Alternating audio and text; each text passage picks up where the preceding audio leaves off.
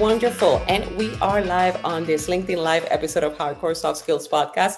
Welcome to those of you who are listening live. I have here a great guest. I'm very excited to talk to Ms. Lauren Wittenberg. Weiner. I'm hoping I'm pronouncing that correctly. You got it. Perfect. And let me introduce you to everybody because she is a very the author of the book Unruly, Deconstruct the Rules, Define the Norms, and Define Your Success. Lauren found success in the field of military contracting by changing the rules of the game. And this is what we're going to talk about on the podcast today. She started WWC Global when she could not get a job as a military spouse stationed overseas. And over the course of almost 20 years, she and her team built a company to almost $100 million in annual revenue before the company was acquired in 2022. Lauren also co-founded the very first nonprofit organization, In Gear Career, focused exclusively on military spouse employment in all professional levels. So welcome. And I look forward to have a great conversation with you, Lauren. I'm so excited to be here. Thank you so much. And you've had before you started with your company, you had as I was reading your book, you had a great career in government. And I wanted to ask you first, why did you decide to have a career in the government? So I didn't decide. Here's the problem. I went from graduate school and I had planned on being a professor. And then decided very late in the game that this was not what I really wanted to do. And I sat down with one of my friends from high school. I went out to DC to visit him. And I sat down with him and another friend of his. And I said, I don't know what I want to do. And here's what I like about grad school. Here's what I don't like about grad school. Here's what I don't want to do as a professor. And they said, it sounds like you really like public policy. And I'm like, I have no idea what that is. But it's okay. Tell me more. And they were both working at the White House in the Office of Management and Budget. In fact, they both still work there. And Dave got me an interview with Danny Werfel, who ended up as one of my podcast guests, but he ended up as the IRS commissioner in the end of all of this. But he hired me into his position as he was leaving. And it was an amazing, amazing experience, but it's not what I set out to do. It is not, I never said I always wanted to be, my whole family is public servants in some way or another. We've all had service kind of as part of who we are.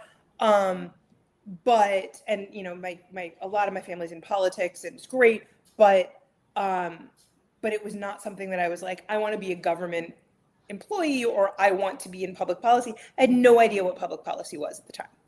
Okay. And now could you define what public policy is for those of our listeners who may not know?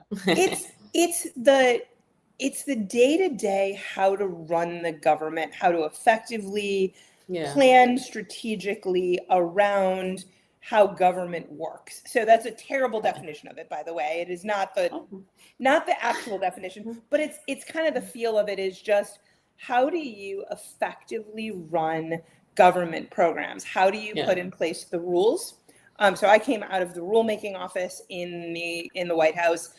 So I understood kind of how the rules worked from the laws that were passed in Congress all the way down to guidance documents and the forms that people filled out and all that stuff. But it's really how the government enters the private spheres and what that looks like.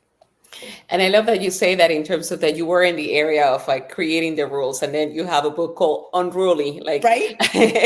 So I want to make sure because that there's the difference established, because what is unruly? Because it doesn't mean necessarily that you're a rule breaker, correct? No. So can you explain to us what unruly is? And I think I wrote this book a year and a half ago, well before kind of the current time and what's going on right now, not realizing quite how timely it would be. So it is not breaking the rules. It is not disregarding those rules, but it is really embracing the rules that exist, but recognizing that the rules that exist don't actually always say what we think they say. And they're not as constraining as we think they are. So I wrote Unruly with 3 sections. One of them is know the rules. So you know the rules better than anyone else. Make sure that you understand both the written and the unwritten rules. Mm-hmm. But then you challenge the rules. You find the space within those rules where people have said, you know, and one of the stories that I use about this is people told me over and over and over again when I started the company as a military spouse sitting overseas, you can't hire military spouses overseas. It's not allowed. And in digging into that, we figured out no, it actually is allowed. You're wrong. That's not what the rules say. And we'll figure out how to make the rules work so that we can do what we want to do. So I would never have broken the rules, certainly not an international agreement like the Status of Forces Agreement, but it wasn't actually what it said. So challenging those rules is the second piece of this. And then the third piece is more around advocacy. It is when the rules stopped working or didn't work in the first place, finding the places where you need to change the rules, either for yourself and upend entirely the path that you're on, or through public policy, through advocacy, through actually going in and saying, these rules are not fair, these rules don't work anymore, and finding the way to make the changes that we need to make our society better. All right. So knowing the rules first, challenging the rules, because sometimes, as you say, there's the assumptions and not the actual rules, and then advocating for change. And I want to go back to what you were mentioning there about, let's go to the how did that came about? How did your company came about? Because you Yeah. ended up overseas. Yes. How did you end up overseas, and how did the company came about? Yeah. So I was working in the White House, minding my own business, as I say, and I met my now husband. And he was working for the Navy at the time. He had been in the Army before, but he was a civilian at the time for the Navy. And he got a call from his old boss who was living in Italy saying, hey, would you like to come move over to Italy and take a job over here? And so we got married in 4 days. And which a lot of military spouses know exactly how all too well how that goes. So we got married in 4 days, moved overseas to Italy. I joke that we landed in Italy, and it was this was 2004, so 2003, 2004. This was under the Tuscan Sun had just come out, and I thought we were going to go to Tuscany. I knew nothing about Italy at this point, and I knew nothing about what I was getting myself into. And we landed in Naples. We drove the back way to his office straight from the airport. And we passed a big dumpster sitting in the alley on the way to his office. And the dumpster, because it's Naples and there's always a trash strike in Naples, the dumpster was on fire. It was overflowing and they lit it on fire. And so it was 3 full blocks of burning garbage. And I looked at my husband and I was like, this is a literal dumpster fire. What have you done to me? And it turned out I wasn't, at the time, they told me I wasn't allowed to have a job on base above a certain level. And I had been a fairly high level in the White House. And so for me to then turn around and say, well, I guess I can take, before it was way lower than when I had started in the government 4 years ago. And I just wasn't willing to take that huge of a step backward. So I started the company literally just to get some work back to the States for me. And instead, somebody turned to me and said, hey, wait a second, I need you. Can you do this for me? And so we got a contract. And then by the time we got the contract in place, he was like, I need another half-time for you. So my eventual business partner came in and started doing some work. And then somebody else said, hey, wait a second. And hey, wait a second, I want one of you. Can I have another one of you? So we grew organically. That first 2 years, I don't think I took a breath. And I don't think I actually strategically planned anything. It was just like, can we do this? Yes, we can do that. Can we do this? Yes, we can do that. So we were at like 15 people by the end of the second year, really with no strategic planning whatsoever. And then we got a lot more strategic about it. And we built the company from that 1.5 of us to 100 million in annual revenue and 350 direct hire employees, probably another 400 or 500 subcontractors, which was crazy and never what we expected. Yeah. Wow, that's amazing. So what was the need that you were feeling there in terms of what were the services that your company was providing? every single business side of the government, right? So it started with, the first contract was for anti-terrorism force protection. We were doing business case analyses for the ATFP office. I didn't know what ATFP was at the time, but I'll figure it out. And then the comptroller's office asked us to come in and do stuff. And then the strategic planning office and policy office and the IT office. So we just did whatever they needed us to do, the back end of the operations stuff. So we weren't doing the actual, no kidding, operations. We were doing all of the program management, all of the planning, all of the budgeting, what I would call the business of government. So all the services around the government in Naples. Then broadly from there, it was Sigonella and Rhoda, Spain, and Djibouti and Bahrain. And then we came back to DC. I think by the end, we covered like 15 time zones. Wow. With people actually in each of those time zones. Wow, that's amazing. And growing at such a fast pace, and with what initially you thought, the assumption around you that military spouses could not work. Now, that not only takes the fact that, hey, I want to go and, defy this. It requires a lot of knowledge of the rules, but also like kind of that will to question the status quo. What recommendations do you have there for people who find themselves in an environment where perhaps they believe that's it's the standard, but it shouldn't be the rule? What are the first steps to kind of take that initiative to know the rules? So my first step is find the source documentation. When somebody tells you it's against the rules, go find the rules. Go ask them. And honestly, it's the 2-year-old's question. Why? Where do you say where does it tell me that I can't do that? Right? Or B, I've got teenagers. Be a teenager. Well, why not? Why can't? Yeah.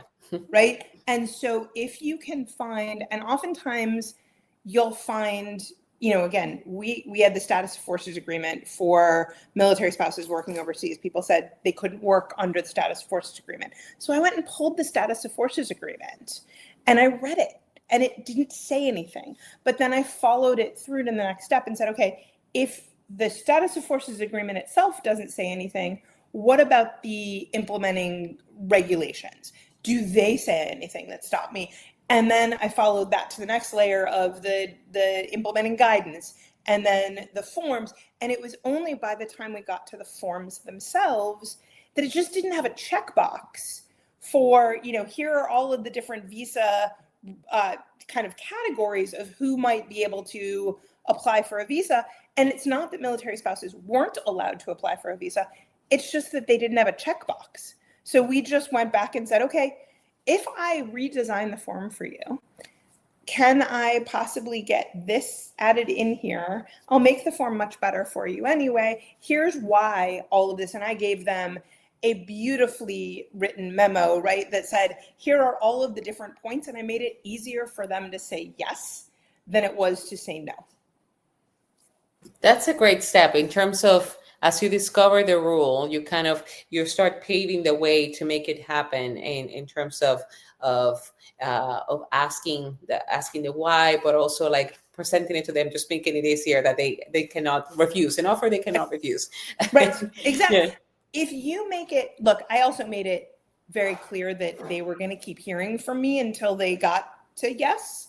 And so I just made it much easier for them to say yes, because for them to say no was going to be very, very painful for them. So, that's what you do, is you just turn around and say, okay, why am I not allowed? Because look, if you're trying to do something that's good, if you're trying to do something that's right, that's morally justified, that is going to be good for the government or for the industry or for the people, whatever you're looking at, if you know what you're trying to do is the right thing to do, and somebody says no, figure out why they're saying no. Sometimes it's rules. Sometimes it's honestly, they're lazy, or they're scared, or they just want to get through, or they're overworked, or they're whatever it is. If you can figure out why they're saying no, sometimes there's a good reason for it. And then you go and find a different way around that roadblock. So it's not saying that you always get to like plow through the roadblock, but if you can find your way around what the roadblock is, usually then you can find your path around it. Yes, and how about dealing with that imposter syndrome? In the book, you talked about that because we feel like, who am I to question what has been, the rule forever and ever? So how do we deal with that side? You know, I think the imposter syndrome has been framed as a liability. It's been framed as something you suffer from. And I actually think it needs to be reframed as a superpower. Love it. Because if you are, how do I say this? If you are nervous about being out of your depth, right, which is really what the imposter syndrome is how the heck did I get here? I don't deserve to be here. If you know that you probably do deserve to be there, and probably particularly women who suffer more from the imposter syndrome have probably done everything better than the other people who are there to get there in the first place. If you can kind of accept that there's a reason that you're sitting there, that imposter syndrome will give you the ability to ask the right questions. If you choose to accept the imposter syndrome instead of suffer from it. The people in my mind who don't suffer from the imposter syndrome are three types of people. One, the person who is not pushing out of their comfort zone. And there's plenty of reasons not to push out of your comfort zone. And sometimes, right now, I'm not really pushing out of my comfort zone, right? I've been doing a lot of stuff for a long time, and I did push out when I wrote the book, and that's great. But every once in a while, I'll take a breath. And as long as you know when you're taking a breath, you're not growing, that's okay. But recognize if you're not pushing out of your comfort, if you're not feeling the imposter syndrome, one of the reasons may be that you're not pushing out of your comfort zone, and that's where growth happens. So that's the first thing. The second person who doesn't feel the imposter syndrome or doesn't suffer from the imposter syndrome are the people who are not introspective enough and think they know everything. They can't possibly conceive of a time when they're not the smartest person in the room. Mm-hmm. And I see this all the time with business owners who are like, oh, I've got this. I know this. Nobody else around me could possibly be smarter than me. And nothing is as hard as what you think what anyone else says it is. So they just go running headfirst off a cliff because nobody can tell them differently. And so that's really dangerous, right? Because you're not asking the right questions. And then the third kind of person, and I think this is the most toxic of the people who don't suffer from the imposter syndrome, are the people who have these big egos, but they're very fragile. Okay. And so they get what's called an ego threat in psychology. They get threatened very easily by people challenging them. And so they don't suffer from the imposter syndrome because they're also not introspective enough to see that they're nervous. They think that they're great. They think they're wonderful, but they're so fragile in their ego that everyone around them suffers from their imposter syndrome that they don't even know they have. And so those are the three kinds of people and none of them are good leaders. Mm-hmm. So having the imposter syndrome is a good thing. Suffering from the imposter syndrome, not a great thing. But having the imposter syndrome and leveraging it to be able to ask the right questions, surround yourself with people who are much smarter than you on any given topic, and really dig in and do the right thing, I think it's a superpower. Absolutely. So definitely having the imposter syndrome is a good sign that we're growing. And if we don't feel it, it could be a bad sign because we could be too, ego trips suffering from too much confidence, I guess. It also comes, being unruly also comes aligned with being an optimist, that assuming that, hey, things could change because you're doing the work, you are doing the research, you're pushing back. How do we navigate optimism? You talk in the book about rational optimism, not to be confused, I guess, with kind of like everything's going to be fine and everything's going to work out. So how do you describe that? And how can we approach that? I think there's a balance between what I call the Pollyanna of optimism and the paralysis of pessimism, right? I am generally an optimist with a healthy dose of anxiety behind it, which actually kind of automatically makes me a rational optimist. But those of us who kind of tend to go in the optimism direction really need a healthy dose of pessimism. Those who are pessimistic really need a healthy dose of optimism. That critical balance there. And so what I've said is you need to channel both. And I think you channel the pessimist first, and you go through an exercise, and I call it in the book, what's the worst that can happen, Chicken Little? Right? Sky's not falling. It's okay. But go through that Chicken Little, the sky is falling exercise. Go and figure out everything that could possibly go wrong. Brainstorm, go down that path. Try not to spiral while you do it, right? You don't want to go in that doom spiral, but allow yourself a little bit of the doom spiral to say, okay, these are all the things that could go wrong. But then you ask yourself a few questions of all of those things that could go wrong. The first and the most important is, how might I mitigate this, right? So, okay, this could go wrong. Are there ways to either mitigate the risk of it, recognize when it is happening and be able to stop it, or to pull back if you can't stop it and have an escape hatch there so that you don't go through it?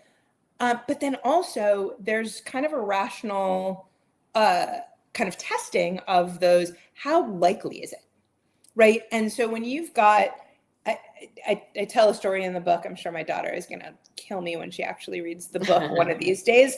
I tell a story in the book of when she was going to high school and she was applying to this prestigious high school in Tampa, where we are, and she got waitlisted. And I went in 3 steps from she didn't get into her top choice of high school as a 14-year-old to homeless and on drugs in like 3 steps, right? She's never going to be homeless and on drugs. My child is very smart. She's also really gritty. She plays hockey at a high level. She's going to be fine.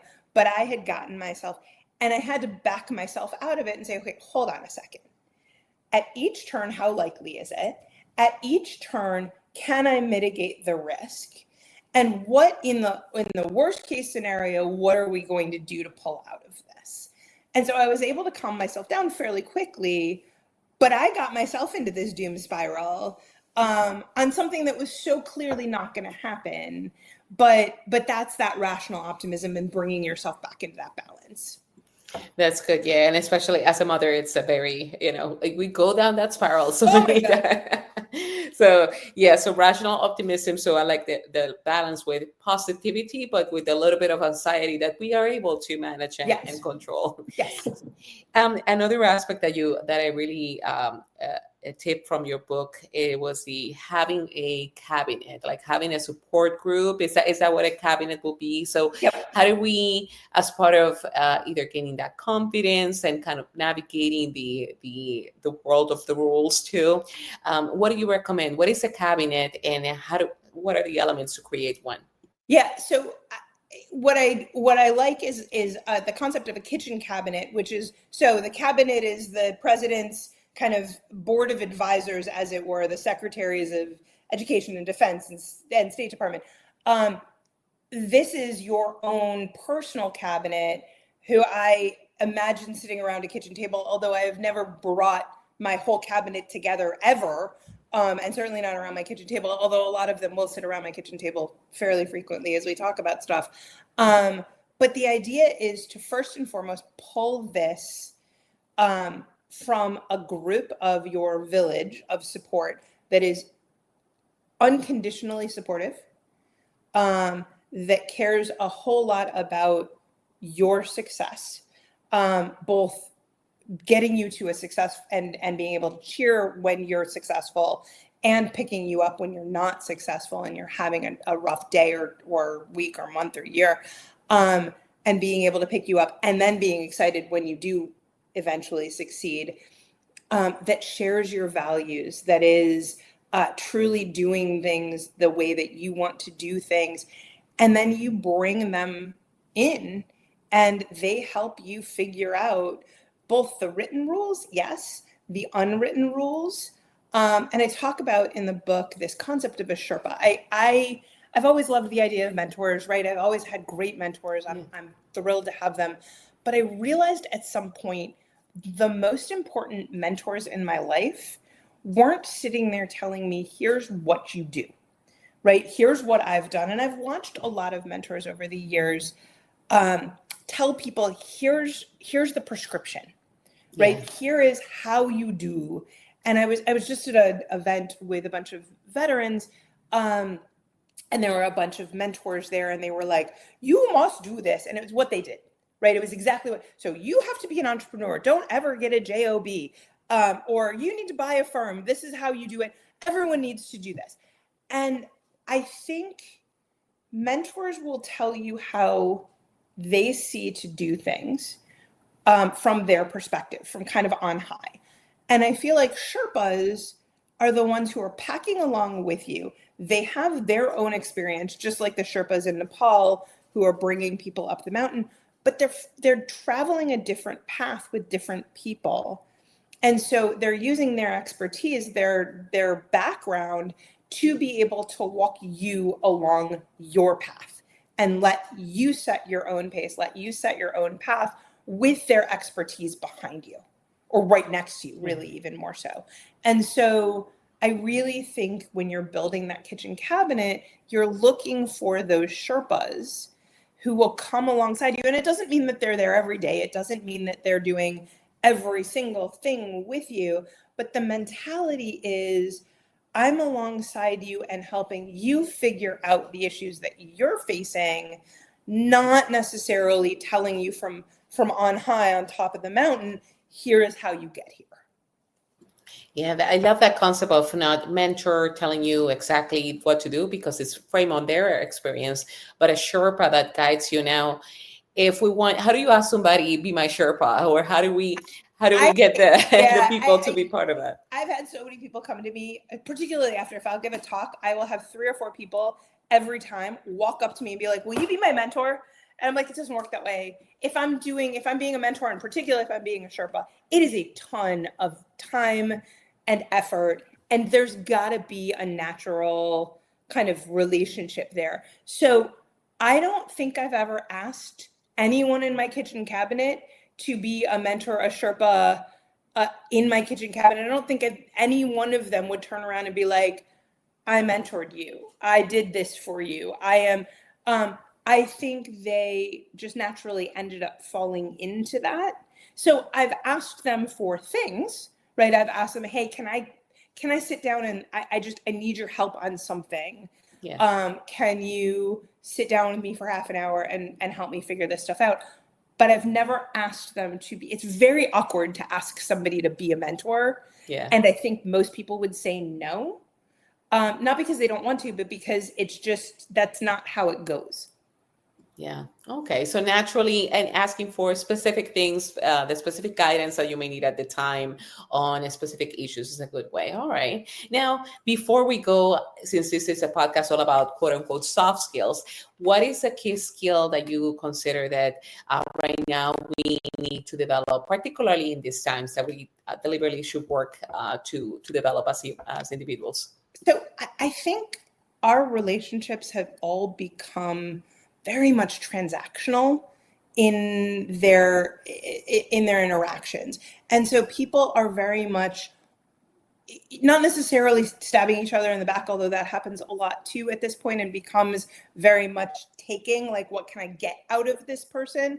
But I think most relationships aren't at the point of being taking or like backstabbing or any of that. There's plenty that are that way, but the vast majority of them, it is, I'll give you this, you give me this. I'll give you this, you'll give me this. I think when we get to relationships that are much less transactional and much more non-transactional is the best word I can come up with for it, where we are authentic and genuine and having great conversations where we're not keeping score, who's up, who's down, where we're able to disagree with people without dehumanizing them. those kind of non-transactional relationships are the things that drive so much goodness.